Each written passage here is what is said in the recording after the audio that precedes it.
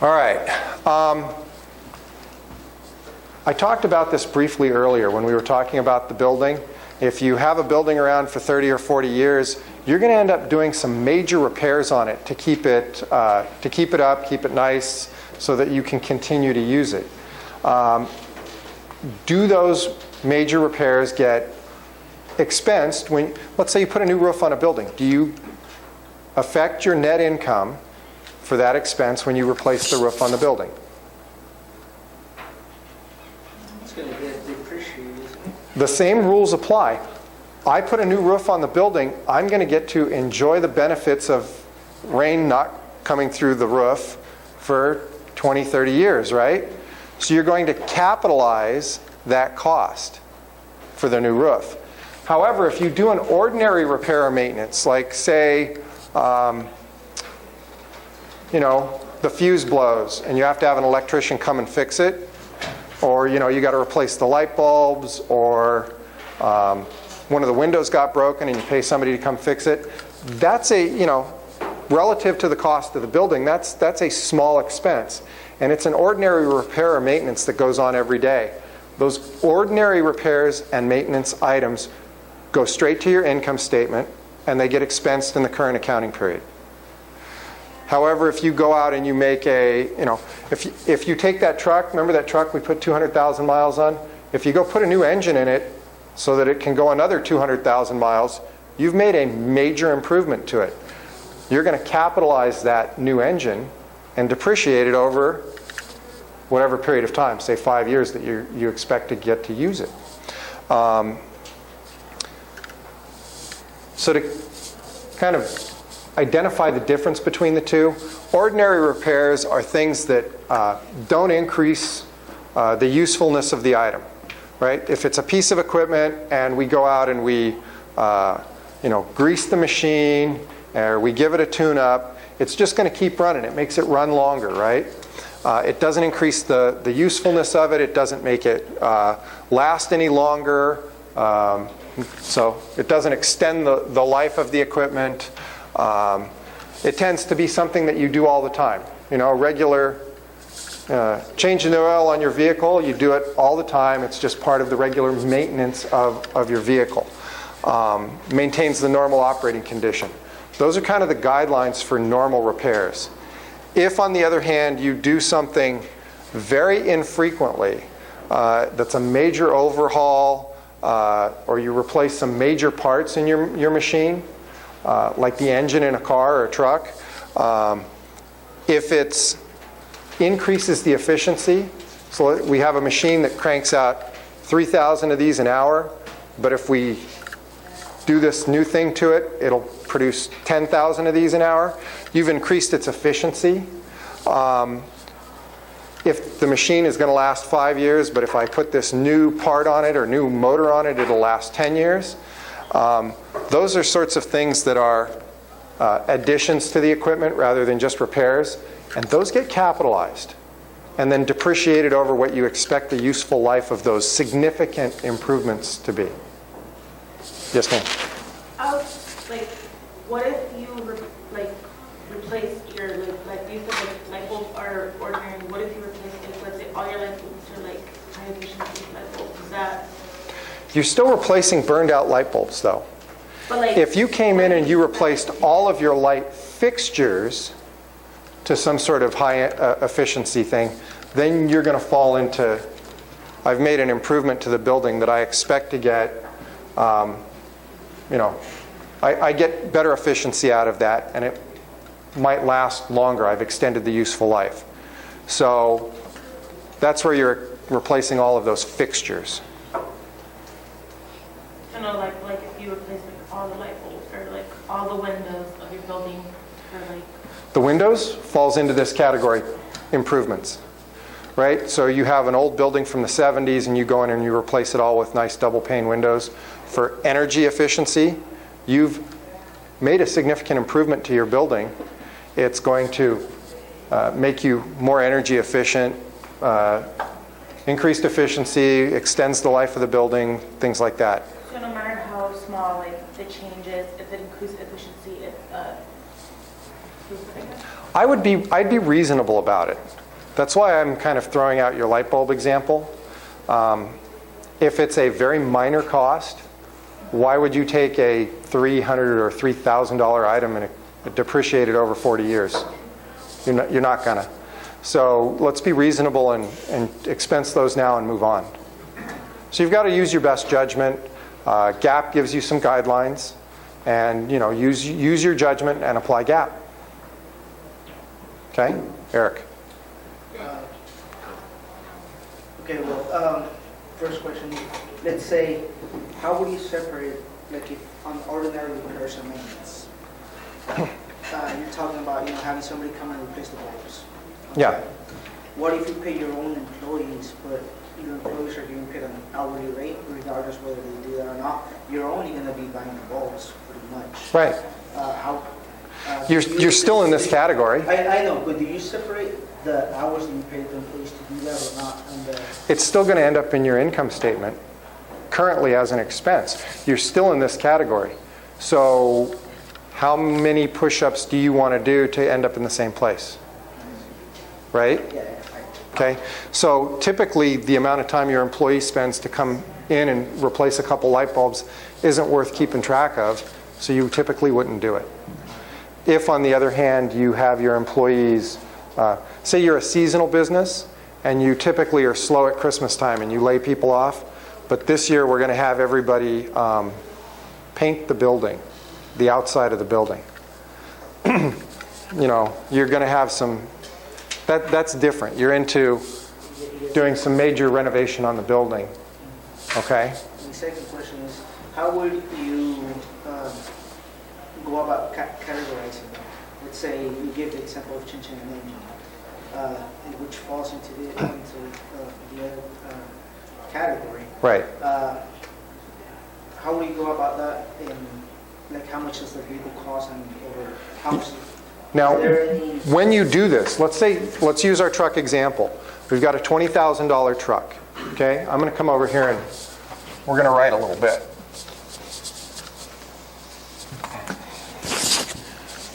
Except I have to get rid of my descriptions. Okay, so we've got a truck. And we paid $20,000 for it. Let's say it was in 2008. Okay? And accumulated depreciation truck. Say we're depreciating $5,000 a year every year because we expect it to last 4 years. So we've recorded 5,000, 5,000, 5,000, and at the end of year 3 something goes wrong and the engine blows up and we need a new engine. So we go out and we spend how much for a new engine? Say about $4,000. $4,000 to put a new engine in it. I'm going to come over here and I leave this alone. But I'm taking $4,000 and I'm adding that to the value of my truck category for that item. Notice I'm not changing this. I will continue to depreciate this $5,000 a year for that 4th year to finish it off. But I will also start depreciating this. Say now we expect the truck to last 4 years from when we put this in 2009, 10, 11. Right? You're going to depreciate that. So once we start doing that, then the depreciation that goes with it is, say, $1,000 a year. You start depreciating that. So the point I want to make here is, in 2011, that first year, your depreciation are those 2 items. But you calculate them each separately. You don't change what you originally set up with the truck, but you start depreciating the new asset, the engine, in the truck. Okay? Questions? Yes, ma'am. So, I have 2 questions. One, do you do that additional depreciation calculation for anything that falls in that capital category? Yes. Okay. It becomes a bunch of different things that you're separately depreciating. And that's what ends up happening in these companies. You know, you start out small. You buy one equipment for your factory, one machine. In the second year, you grow, so you buy another one.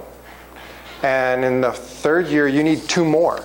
So you're calculating depreciation for each one of them separately.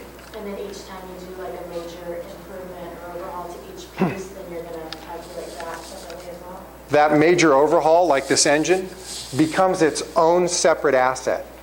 And maybe that's the thing that I didn't say. Notice I added it by itself. It becomes its own asset. And you depreciate it on its own over its expected useful life. Okay? All right. So my second question is, do these 2 categories and characteristics apply the same to changes made like to land? I was going to just do an example based on your question. So for example, I said you calculate the depreciation for this over its useful life, its own useful life. I'm expecting that engine to last for 4 years, and that makes the truck last for 4 years. I don't change my original estimate on the truck. I keep going. But I do use the 4 years on the engine. So if we have a different scenario where we've got a building and we do some improvements to it. So I'm going to have a building improvements account. If we go and we put new carpet in the building for $10,000, how long is carpet going to last in a high traffic environment, like here in the school? 4 years. 3 to 5 years. Okay? So I'm going to depreciate that over, say, 5 years. But then we're also going to pave the parking lot. I'm going to spend $200,000 to pave the parking lot and put lines on it so everybody knows where to park and they don't have to park in the mud, right? How long does pavement last in a parking lot? 15 years. I was going to say like 15 years, right? Maybe 20. So now we put a new roof on the building. Let's say the roof is $120,000. How long is a roof for? Depends. You can get, you know, a 10-year roof, a 20-year roof, a 30-year roof. Let's say that's going to be 30 years. Notice I'm going to calculate depreciation differently for each of these because they each have a different life. The building is still around, but each of these is going to get calculated over its own useful life, and it has nothing to do with what the life of the building is or of the other assets. Okay? Will each one have its own category, its own accounts? No, I put them all in building improvements. What about on your example with the truck? Well, let me continue with this, because I think this is what you're asking. So let's say, what's 10,000 divided by 5? It's 2,000 bucks. So for the carpet, my depreciation is $2,000 per year. For the parking lot, my depreciation is, somebody do the math for me, 200,000 divided by 15? $13,333 per year. And 120 divided by 30 years? 4,000. The depreciation on the roof is $4,000 per year. So when I record my depreciation entry, you can record it as one entry. You just have to do the math and add this together. It's $19,333 a year in depreciation expense that gets posted to your accumulated depreciation for building improvements. No, I take it on the general journal. You'll separate and say exactly where it's going. On the ledger, you'll use one account, one number, right? Right. Yes, ma'am? Since they're being depreciated at different rates, say if you sold the truck or wrecked the truck, Mm-hmm. if there's any depreciation left, that's figured in as a gain or loss? Yes. Purchase price or whatever you might get from the insurance company? Okay. So your question is more about calculating gain or loss when you sell it. Well, if there's left accumulated depreciation. All right. Let's redo this example real quick. We go out and we buy this $20,000 truck. And we depreciate $5,000 in the first year. We depreciate $5,000 in the second year. What's my book value? $10,000.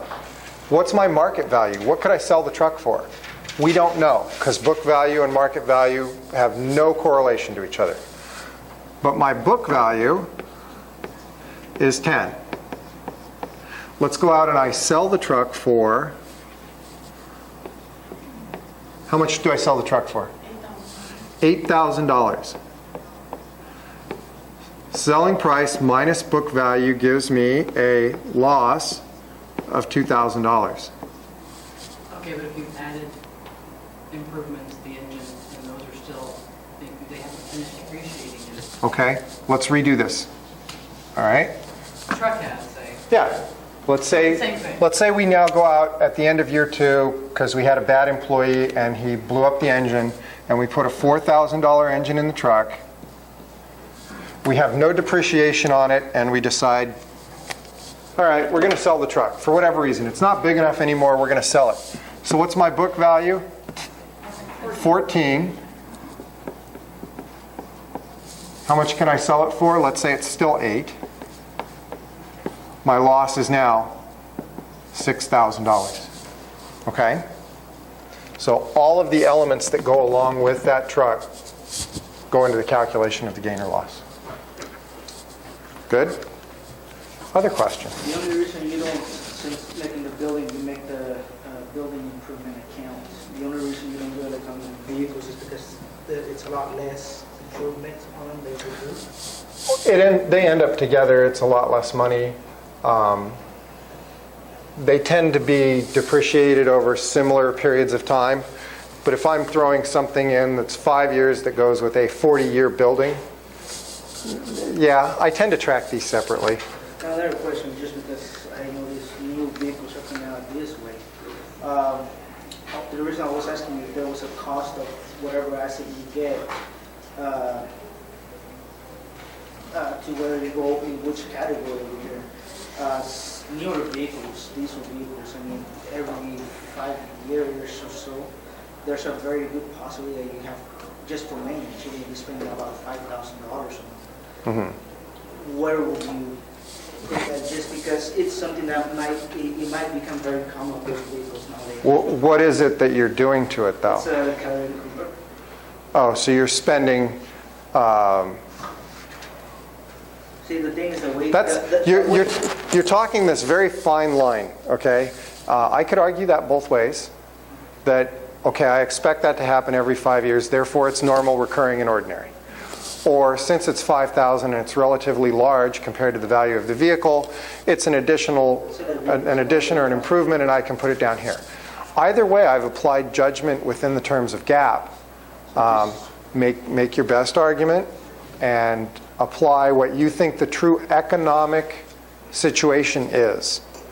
That's the thing. You want to reflect what's really going on so that the user who's looking at the information can understand that you've made a good choice and are truly, the numbers reflect what the reality of the circumstances are.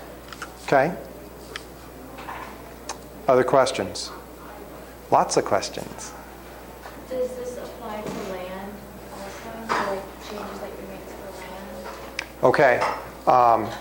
Land is, again, not depreciable. We don't depreciate it. But if for some reason you go out and you have to do, in most cities they make you knock the weeds down and, clean up the trash. That's pretty ordinary. But if you go out and the guy next door claims that he owns half of it because the property line is somewhere else and you've got to spend legal fees to protect your right, you're down here. Okay, so it is the same. Yeah. It's the same except for the depreciation. Right. Yeah. Okay. Other questions?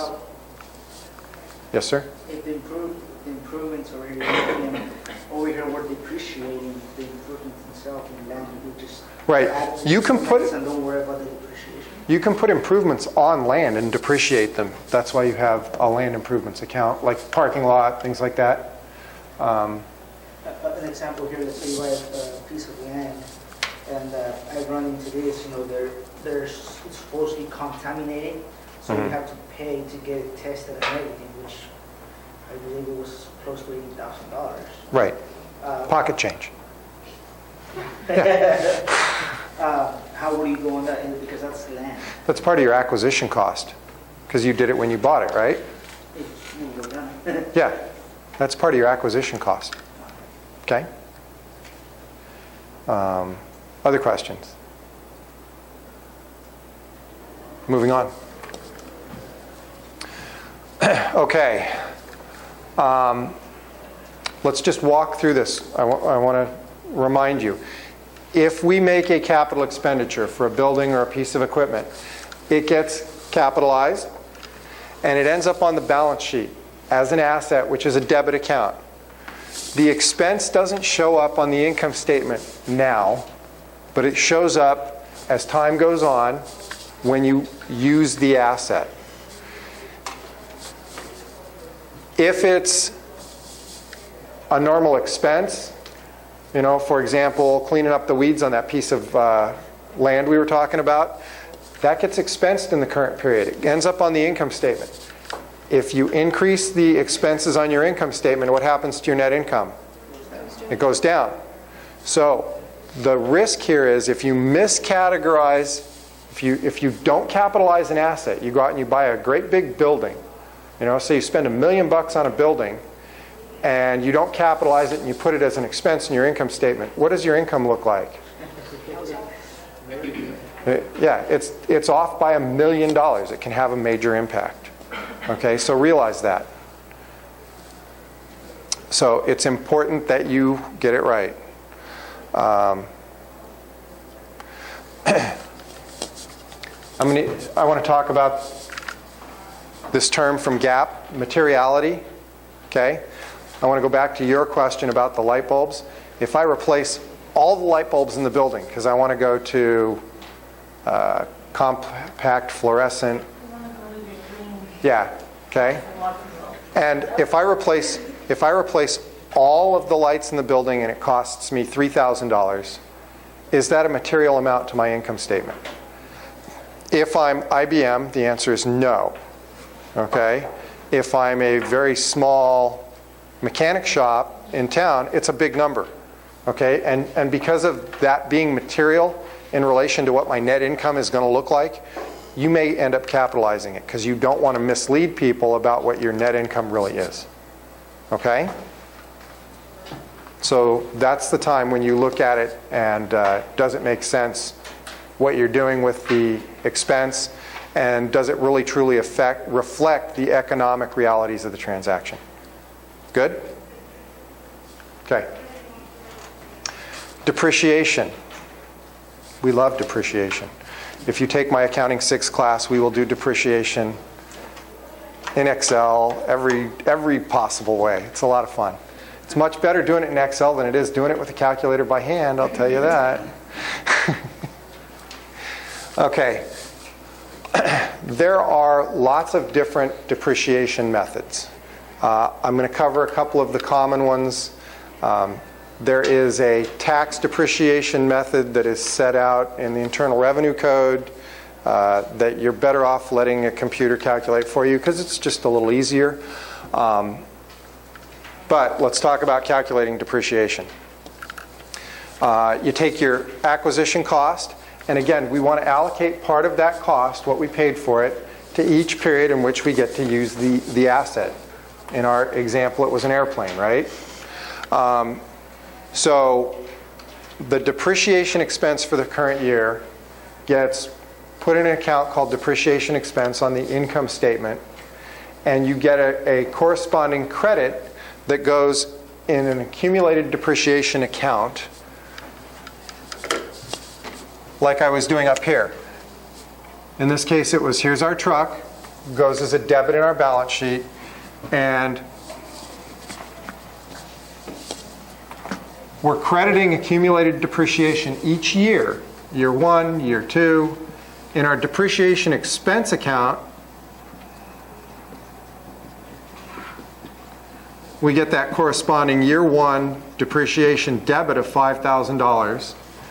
That has the effect of reducing your net income in that year by $5,000. 5,000, not, yeah. In year two, we'll record depreciation of $5,000, and that has the same effect of reducing your income in that period by $5,000. Okay? Questions on that? The asset and the accumulated depreciation stay on your balance sheet for as long as you own the vehicle or the asset. In this case, it was a truck. So if we buy that truck and we depreciate it all the way down to zero, and we still keep driving the truck, we don't sell it, the accumulated depreciation stays and the asset value stays. They only go away when you actually dispose of the truck, you take it to a junkyard, or you sell the truck, or it gets stolen, or what have you. Okay? Yes, ma'am. That was my question. Got it. What happens when you have an asset that has been used over the estimated useful lifetime? Basically, you get to use it for free at that point because you don't have to record the depreciation. It's fully depreciated. So your asset value is $20,000, your accumulated depreciation is $20,000, your book value is zero, so you get free use of it for as long as it continues to work in your business. Again, depreciation, we're making an estimate, and what do we know about estimates? They're wrong. They're wrong, but we made our best estimate, and we were off by a little bit, so we got a little bit of free use at the back end. Okay? Yes, ma'am. So then, do you have like 3 lines on your balance sheet where you have like the asset and then the accumulated depreciation and then the book value? 2 lines. 2 lines? Asset accumulated depreciation. And you can calculate the book value yourself. Okay? Yes, ma'am. I was just thinking, like, what if, like, you're now using the thing, like, the truck for free, I guess?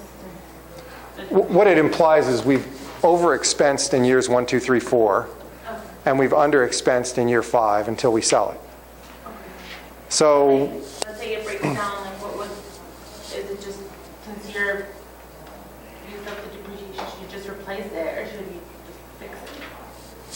the truck may run fine, and maybe your business isn't doing well right now and you can't afford to replace it.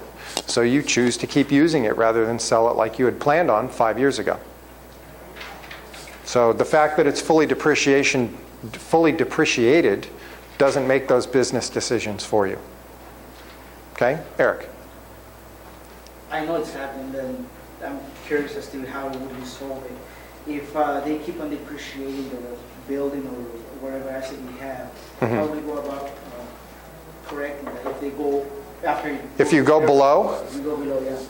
Has that ever happened? Because I can see it happen, but more manually than nowadays with computers. Right. Depreciation is, because of the fact that it's calculated for each individual asset, is typically done by computer these days.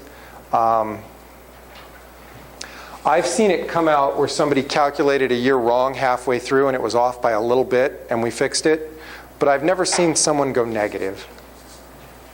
But yes, you would have to fix that. Yeah, but You would have negative depreciation expense to fix it. It's a hypothetical. Let's hope it doesn't happen. Yeah. No, but I'm saying, now I'm thinking about it's because of the worksheet you'll be able to tell me to get this error. Correct. Okay, on the worksheet, you would see that it was negative and you would be correcting it there. Yes. Okay, other questions? All right, what was that? Oh, so the things you need to know to calculate depreciation: the cost of the asset, its estimated useful life, residual value, oftentimes called salvage value. So for example, I'm going to stick with my truck up here because everybody can relate to that. We bought a truck for 20 grand, we're going to drive it for 5 years, and with 200,000 miles on it, in 5 years, we expect to sell it for $1,000. The $1,000 is your residual value, or your salvage value. Okay? There are 3 methods that I want to cover in class on how to calculate depreciation. First one is straight line, units of production, accelerated or declining balance depreciation. Straight line depreciation is really easy to calculate, and your depreciation is the same amount in every period over what your estimated useful life was for the asset. Units of production can vary. In our truck example, this would be, I'm going to depreciate it based on, I'm going to drive it 200,000 miles. So if I drive it 50,000 miles the first year, and 20,000 miles the second year, and 60,000 the third year, the depreciation expense will follow how many miles you drove it, the units that it produced, and it will be higher or lower based on that. Okay? Accelerated method is a declining balance. The easiest one is double declining, and it starts with twice what the first year straight line rate is, and then it declines as you go through the remaining years. So what you're saying there is, I get more productivity out of the equipment when it's new than I do when it's old. So I'm taking a bigger part of the cost when it's new than I will at the back end when it's old. Okay? So what you're saying is, in year 1, I'm going to drive the truck 100,000 miles, and it's going to just run. And in year 5, I'm only going to drive it 10,000 miles because it's going to break down every other week, and that sort of thing. Okay?